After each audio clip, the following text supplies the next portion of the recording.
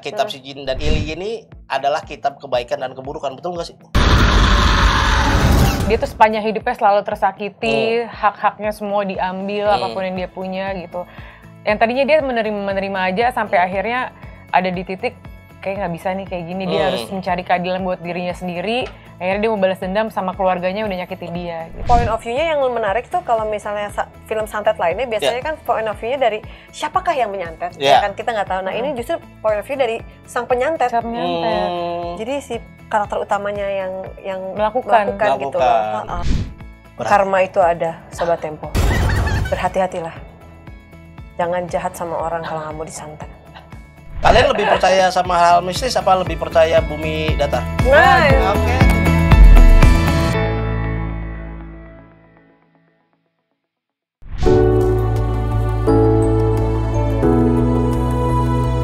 Halo Sobat Tempo, kita bertemu kembali dalam Bincang Santai Ngopi, ngobrol inspirasi movie talk bersama saya Yuda Iqbal Maulana. Dan Sobat Tempo bisa saksikan acara ini di YouTube Tempo.co dan Facebook Tempo Media. Karena kita akan mengangkat isu-isu yang menarik di sekitar kita dan cerita yang bisa kita dapatkan dan memberi informasi, inspirasi di sekitar kita. Dan Sobat Tempo, sesaat lagi kita akan menyaksikan film yang akan hadir di seluruh rakyat Indonesia. Film horor religi diproduseri oleh Rapi Film dan disutradarai oleh Hadrah Daeng Ratu yang akan meramaikan dunia perfilman Indonesia. Film ini berjudul Kitab Si Jin dan Iliyin yang menceritakan tentang kisah balas dendam dan teror santet yang melibatkan Kitab Si Jin dan Kitab Iliyin. Mengangkat kisah seorang perempuan yang menggunakan ilmu hitam untuk melakukan santet kepada sebuah keluarga karena nggak sengaja, nggak dong, karena dendam. Teror gangguan supranatural mulai menghantui keluarga tersebut setelah mereka menerima santet. Film ini dibintangi oleh Yunita Siregar, Dinda Kanyadewi, Jenar Maisayu, Kawai Labiba, Tara Budiman, dan Sultan Hamonangan, serta banyak lagi artis-artis dan cast yang tersedia di film ini. Nah, penasaran sama film Kitab Si Jin dan Iliyin? Sebelum lebih jauh, mari kita lihat tayangan berikut ini. Masih panas bego. Si Yuli itu anak selingkuhan. Tuh lihat, mukanya aja beda sama Bularas. Makasih, Pak. Jangan atuh, kan semuanya harus dikumpulin ke si Teteh. apa ini? Mau dikasih ke Teteh. Ini kenapa kamu dapat dari Yono? Kamu sama aja kayak ibu kamu. Makan dia. Makan. Saya ingin keluarga ini hancur, seperti mereka menghancurkan hidup saya.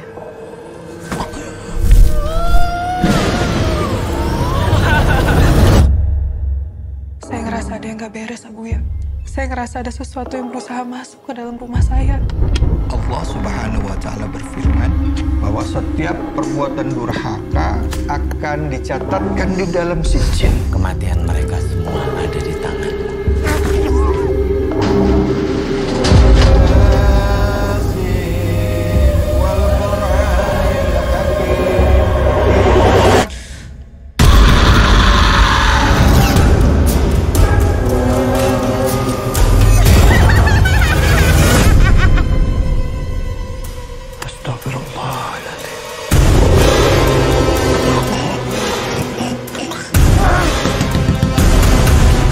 Hancurkan kabeh coba iya. Hancur kan? Jangan ikut campur atau kalian akan hancur. Bismillahirrahmanirrahim.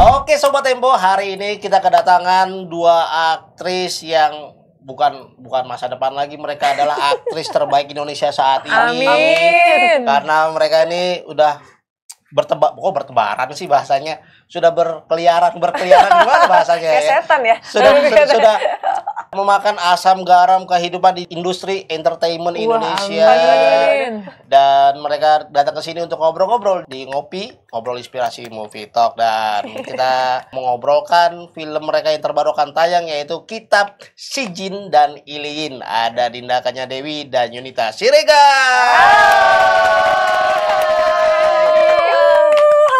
Halo semuanya. Halo. Banyak sampai ke tribun-tribun ya. Terlalu berlebihan Mbak ya. Terlalu berlebihan Mbak.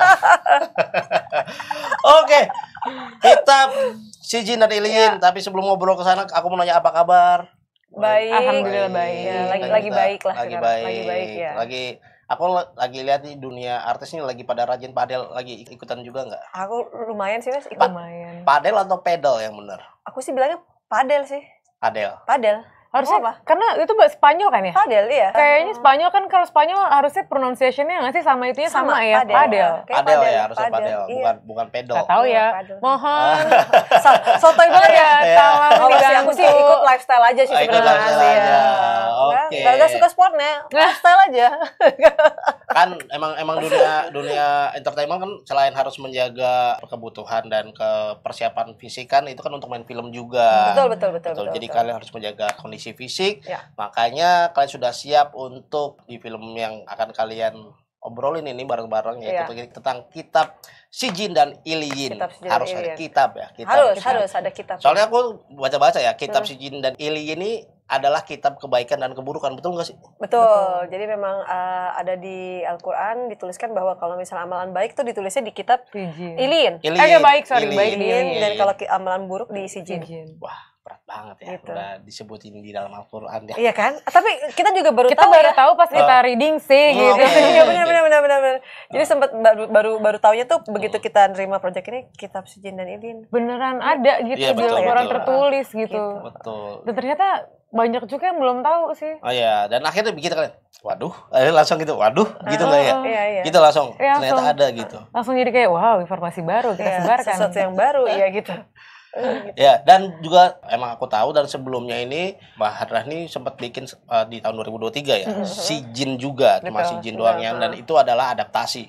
Ya. Nah, kalau yang sekarang ini ada hubungannya nggak sih dengan Si Jin yang 2003 nih, Kitab Si Jin dan Iliin ini? Kitab Si Jin dan Iliin original movie sih Mas. Oke. Dan memang cakupannya tuh lebih luas lagi karena ada iliinnya gitu Oke. loh. Ada pilihan mau berbuat baik atau berbuat jahat gitu.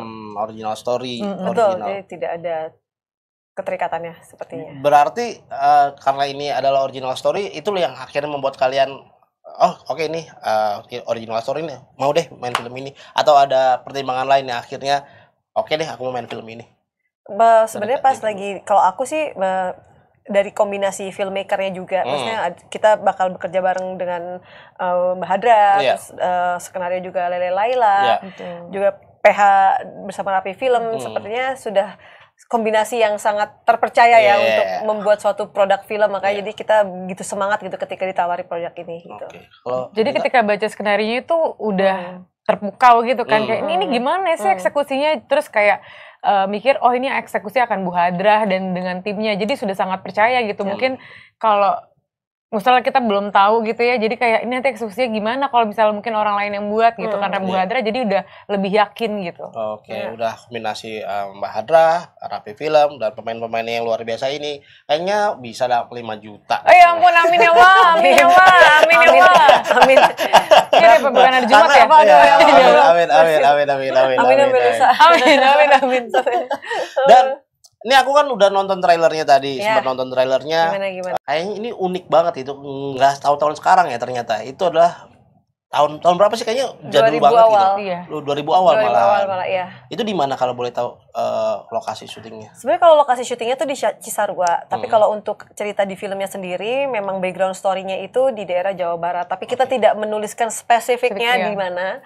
Tapi memang background-nya adalah Jawa Barat. Makanya kenapa nanti mendengar beberapa ritual dan juga mantranya menggunakan bahasa Sunda gitu. Oh, pakai bahasa Sunda.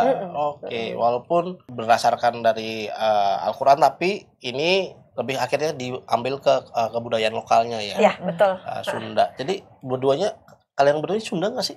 Apa enggak? Aku sih dua-duanya orang tua papa dari Sukabumi, mama dari Bandung, Sunda. Mojang-mojang banget lah. Papa kan Medan, mama Sunda. Saat mah biasa. Jadi nggak ada kesulitan untuk dialog-dialog Sunda di sini. Ya pasti tetap latihan lagi. Ada. Karena kita kan bukan mother language-nya juga. Betul. Ya. Benar-benar. Masih harus belajar lagi sih. Di film ini kalau aku boleh tahu, Kak Yunita sebagai apa? Di sini aku perannya sebagai Yuli. Yuli ini si karakter yang mungkin membawa ceritanya tentang dia ini dulunya tersakiti. Maksudnya dia tuh sepanjang hidupnya selalu tersakiti, hak-haknya semua diambil, apapun yang dia punya gitu. Yang tadinya dia menerima aja sampai akhirnya ada di titik kayak nggak bisa nih kayak gini, dia harus mencari keadilan buat dirinya sendiri. Akhirnya dia mau balas dendam sama keluarganya udah nyakitin dia gitu. Berangkatnya dari situ dia. Ini keluarganya. Betul, ini kakak tinggal. Perkenalkan keluarganya. Saya. Halo semuanya. Sobat ngopi. Sobat Tempo.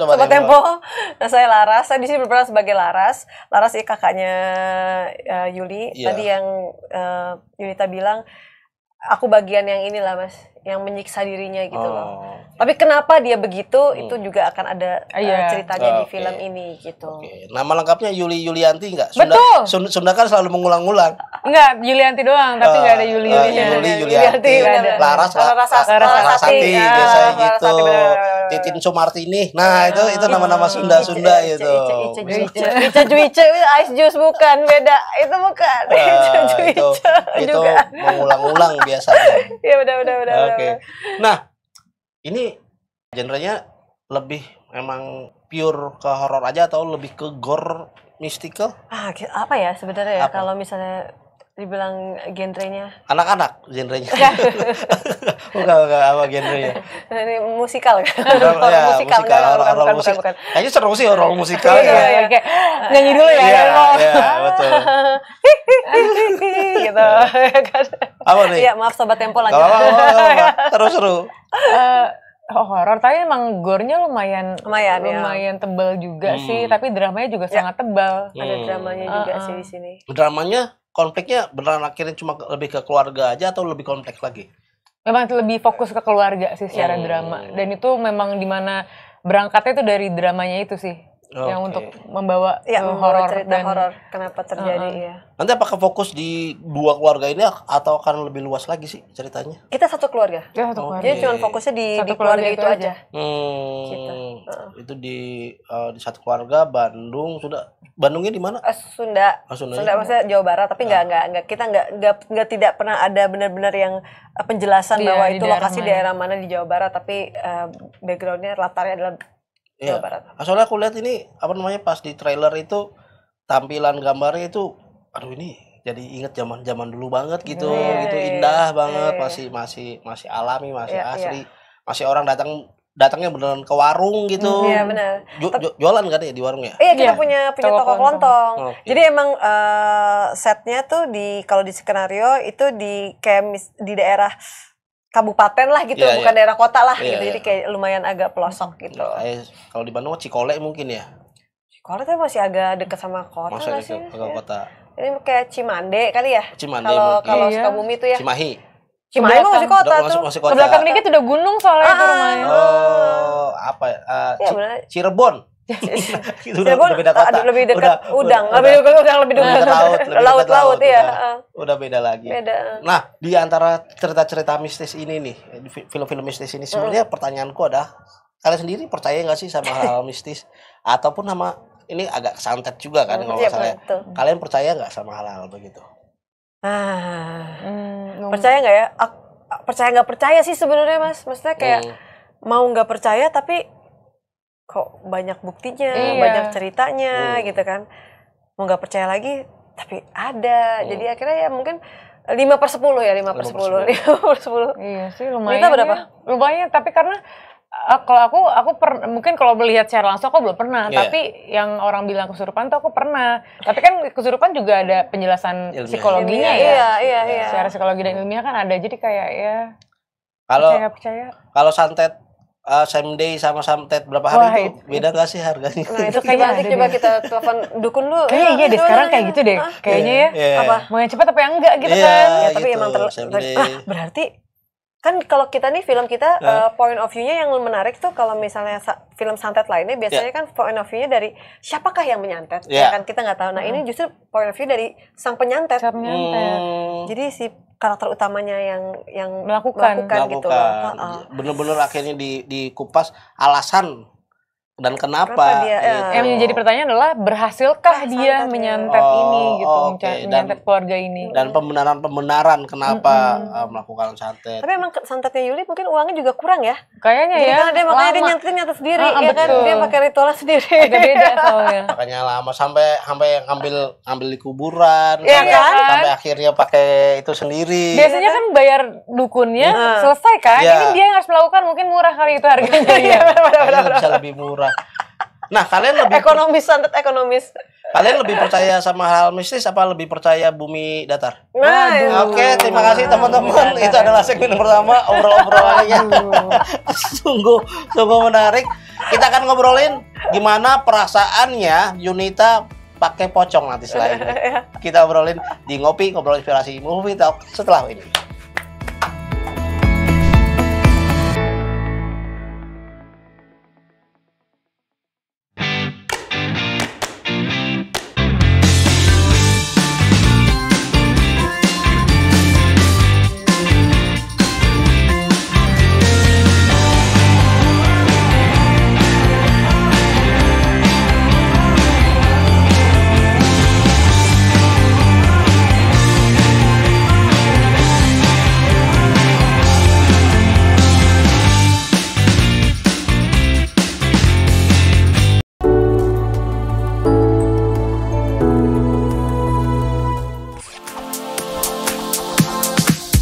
Cantik itu bukan tentang kesempurnaan, bukan pula tentang memenuhi standar.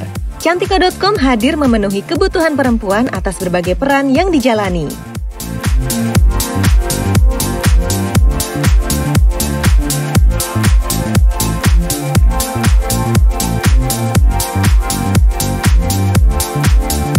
Cantika.com, milik setiap perempuan.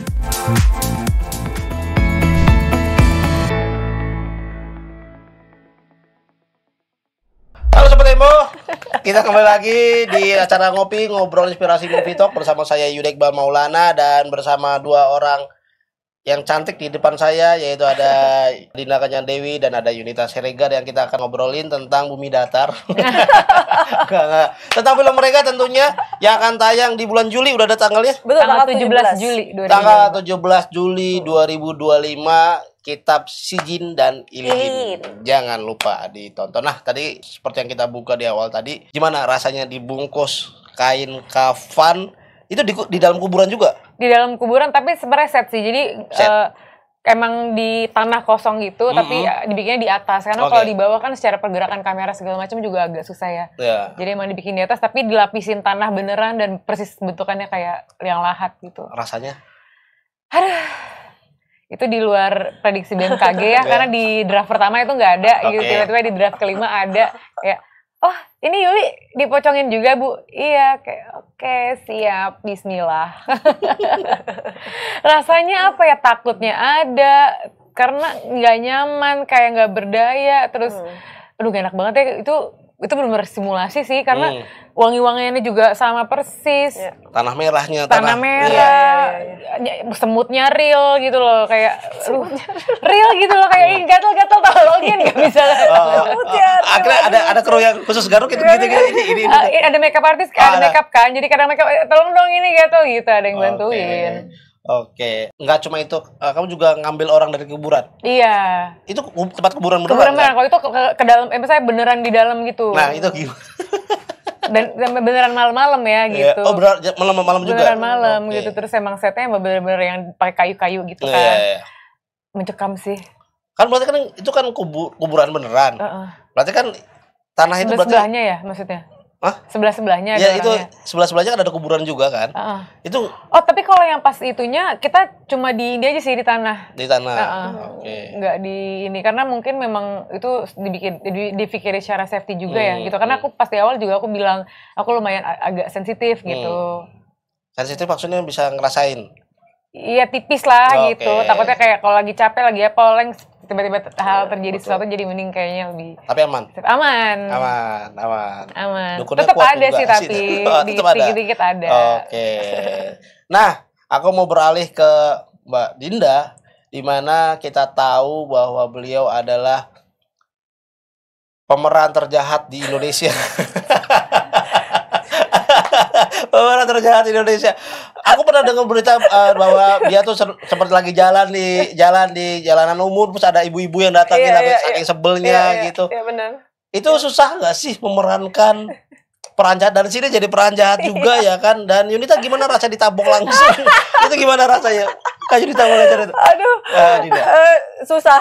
Memang jujur lebih susah jadi orang jahat daripada orang baik gitu ya. Di kehidupan nyata juga karena lebih usaha kan gitu kan. Jadi ya untungnya kalau sekarang udah nggak terlalu takut lagi untuk menjadi orang jahat karena ya paling kalau diserang masyarakat netizen aja ya pakai jempol. Kalau dulu kan lebih ke fisik ya. Kalau ibu-ibu itu gitu kan. Belum ada sosmed, belum ada apa gitu. Jadi kalau jambak ya jambak langsung, pukulnya pukul langsung. Kalau sekarang thanks to sosmed jadi kayak aku lebih punya keberanian untuk kembali menjadi orang jahat. Enggak apa-apa. Kalau cuma dibully pakai sosial media sudah kebal. Aku pernah merasakan yang lebih parah dari ini. Makanya kesalahan itu dilampiaskan dengan nabok langsung. Benar. Gimana itu tuh pas naboknya itu? Tapi si nabok itu tuh kita pakai koreo juga loh. Pakai koreo. Iya, jadi memang nggak kena sih sebenarnya. Nggak kena. Jadi pun nabok coba beberapa kali ya. Ada yang kelihatan nggak kenanya, ada yang kelihatan ininya gitu. Oh, sengaja kali itu diulang-ulang ya. Tapi nggak kok, nggak ini. Kita juga selalu kayak aman kan? Iya, mereka itu nggak yang gitu. Nggak yang beneran ini, cuman kan ya kita dilebel-lebelin aja kayak gitu kan kayak drama ini ya. Mengatur emosi di film-film yang akhirnya menjadi jahat di satu film itu berat nggak sih? Atau kayak jahat, habis itu selesai gitu, langsung hilang lagi gitu. Ya melelahkan sih, cuman mungkin karena ya ini menjadi jahatnya karena profesional aja gitu ya.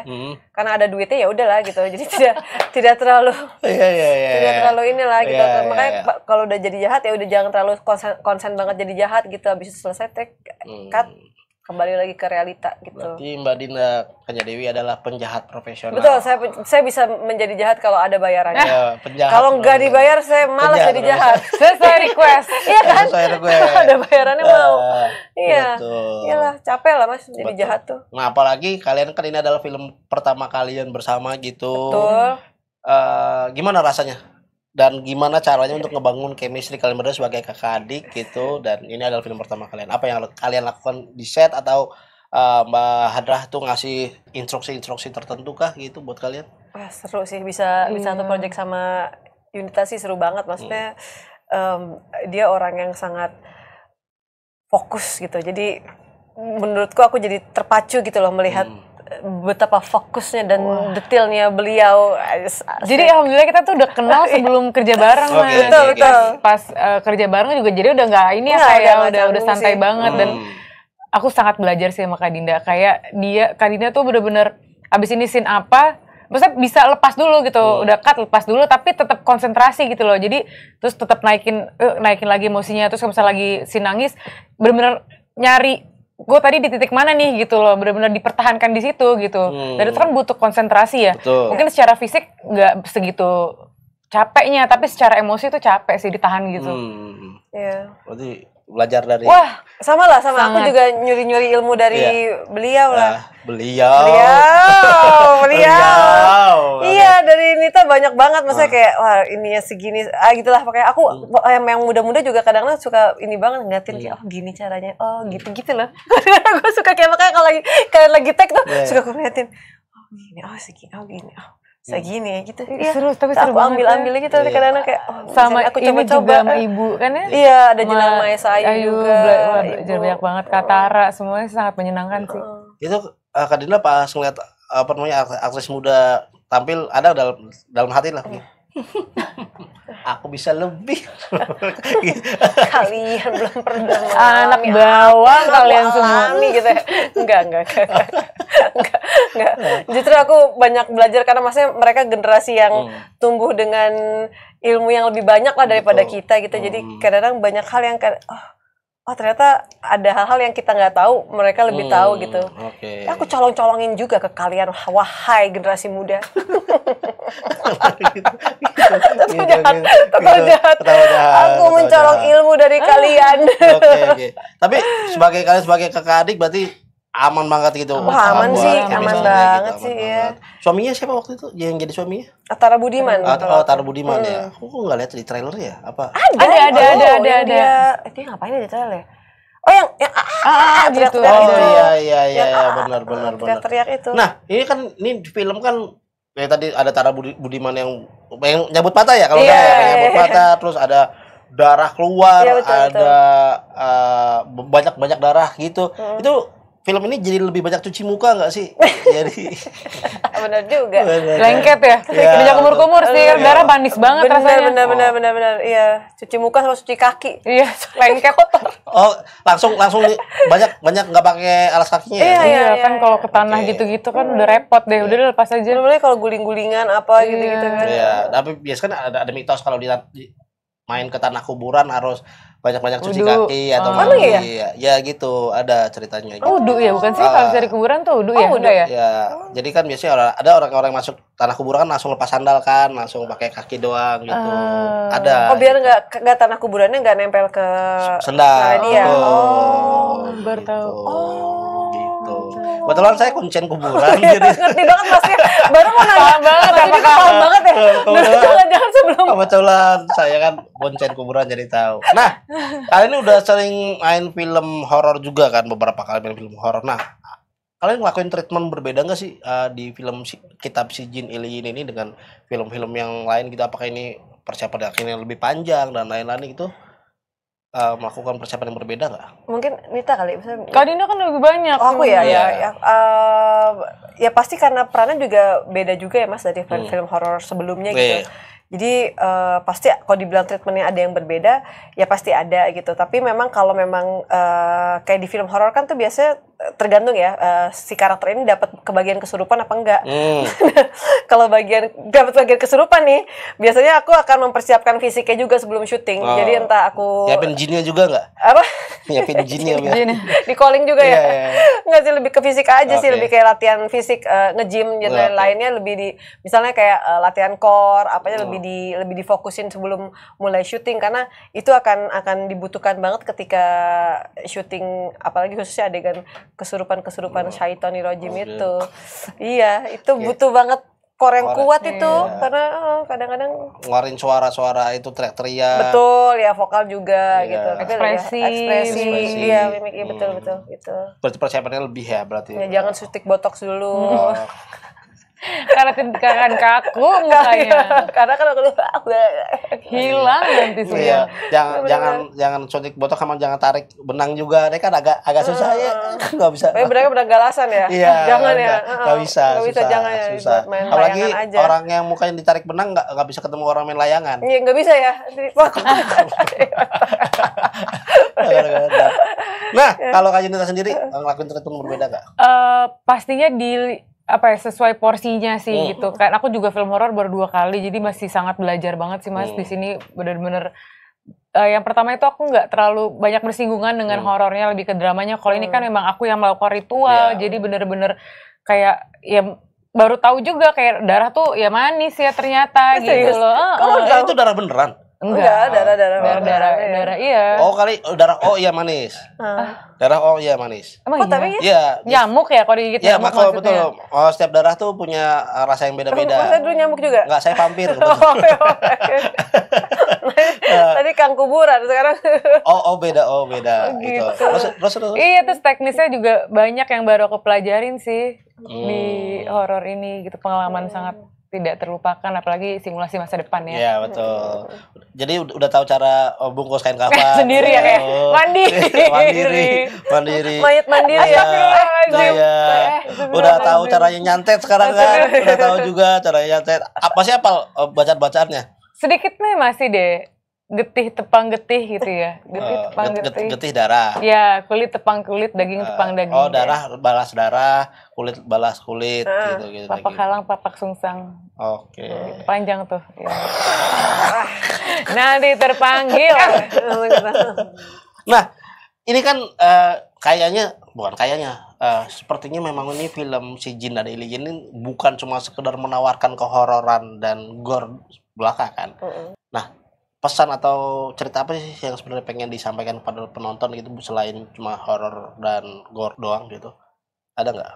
Ya bahwa kita harus percaya bahwa dengan adanya hukum tabur tua ya, sama apa yang kita lakukan pasti akan ada balasannya gitu. Jadi berhati-hatilah Sobat Tempo. Jangan berbuat jahat kalau nggak mau disantet. Coba pakai ekspresi jahatnya lagi pakai ekspresi. Karma itu ada, Sobat Tempo. Berhati-hatilah. Jangan jahat sama orang kalau nggak mau disantet.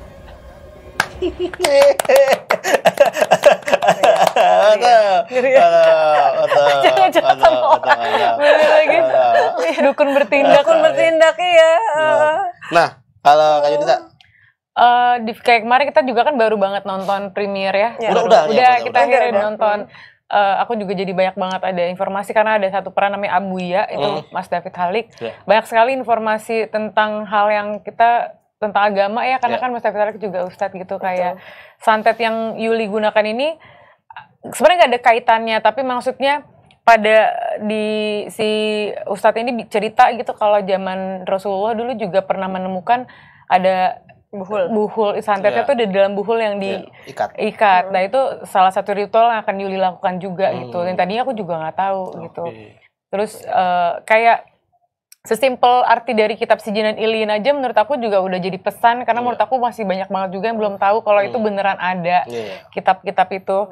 Jadi jadi reminder juga ke kita kalau itu beneran ada, kalau kita tuh sebagai manusia bisa pilih mau berbuat baik atau berbuat jahat, dan itu tuh pasti akan ada balasannya gitu. Oke, luar biasa panjang banget ternyata pesan yang disampaikan. Nah, kemarin berarti udah nonton ini ya, full premiere dan ada penontonnya juga ya. Dan kemarin ada beberapa kali kita ini Mas sudah ada special screening juga di beberapa daerah kita udah muter. Nah, pertanyaanku adalah gimana respon para penonton, dan kalian puas nggak dengan respon para penonton? Wah, alhamdulillah kita sih selalu rame sih pas nonton. Kemarin responnya mereka pas kita datang, mereka ini banget ya responnya tuh. Sangat, wah ini dia nih gitu. Terus kemarin juga kita pas premiere tuh ada beberapa penonton yang dipakein smartwatch, pengen lihat heart rate-nya. Rata-rata zona 2 semua yang dipakein itu. Sambil main padel kali itu. Iya mungkin ya. Jogging santai. Jogging santai. Saya ada treadmill di sini gini. Oh, meningkatkan heart rate juga ya? Oke.